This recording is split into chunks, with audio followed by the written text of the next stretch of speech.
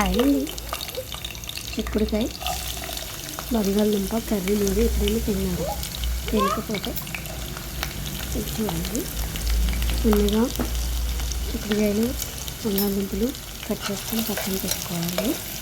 తర్వాత ఆయిల్లో ఆయిల్ పోసి ఆయిల్లో పచ్చిమిర్చి ఉల్లిపాయ ముక్కలు కట్ చేసి వేసి మంచిగా వేగనివ్వాలి.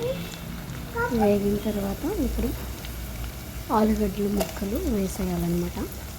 వేసిన తర్వాత కొంచెం ఒక 3 మినిట్స్ ఆగి చిక్కుడుకాయ ముక్కలు కూడా వేయాలి. చిక్కుడుకాయ ముక్కలు వేసాక చూడండి, ఇప్పుడు నేను ఒకసారి ఇలా కలుపుకోవాలి కదా. కలుపుకున్న తర్వాత చిక్కుడుకాయ ముక్కలు కూడా వేయాలి. వేసాక ఒక 5 మినిట్స్ ఆగి అప్పుడు మనం ఉప్పు పసుపు వేసుకున్న తర్వాత వాటర్ తీసుకొని ఉడికించుకోవాలి. ఉడకపెట్టాక కొంచెం అల్లం వెల్లుల్లి పేస్ట్ వేసుకోవాలి.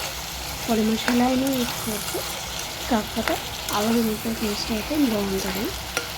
అవి రెడీగా ఉంటే వేసుకోవచ్చు, ఏది రెడీగా ఉంటే అది వేసుకోవచ్చు అన్నమాట. పొద్దున్నే పనులు అవ్వవు కదా. మంచిగా నీట్గా ఉడికింది అనుకున్న తర్వాతనే కారం వేసుకోవాలి. కారం వేసుకొని కొంచెం సేపు ఆగి దించేసుకున్న తర్వాత సర్వింగ్ బౌల్లో తీసుకొని సర్వ్ చేసుకోవాలి. నేనైతే తీయలేదు, ఎందుకంటే నాకు క్యారెట్గా అయిపోతుంది అన్నమాట కర్రీ. అందుకని నేను సర్వింగ్ బౌల్లో తీయలేదు. మీరు తీసుకొని పక్కన పెట్టుకుంటే బాగుంటుంది.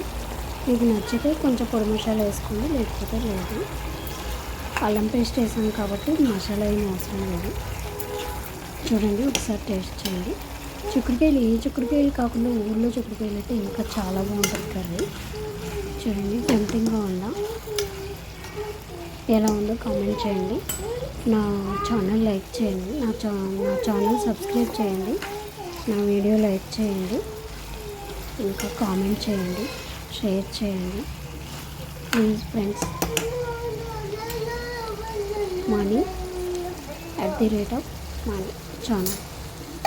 ఓకే ఫ్రెండ్స్, బాయ్ బాయ్, ఉంటాను. ఒకసారి ట్రై చేసి చూడండి, చాలా చాలా బాగుంటుంది. బాగుంది అని కూడా అంటారనమాట.